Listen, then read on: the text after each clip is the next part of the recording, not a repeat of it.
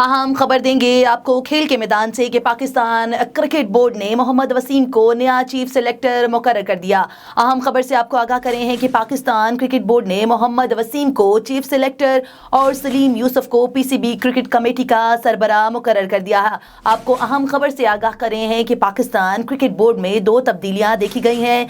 Pakistan cricket board ने मोहम्मद वसीम को chief selector और सलीम यूसुफ को पीसीबी कमेटी का सरबराह मुकर्रर कर दिया। मोहम्मद वसीम और सलीम यूसुफ की तैनाती 3 साल के लिए की गई है। पाकिस्तान क्रिकेट बोर्ड का कहना है कि मोहम्मद वसीम कायद-ए-आज़म ट्रॉफी के बाद ओहदे का चार्ज संभालेंगे।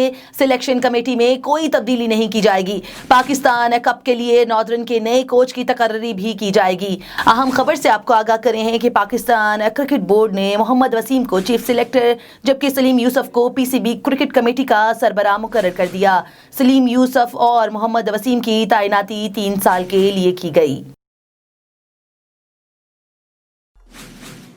खेल के मैदान से ये थी अब तक की ताज़ा तरीन। मज़ीद खबरों से बाखबर रहने के लिए आप देखते रहिए A1 TV।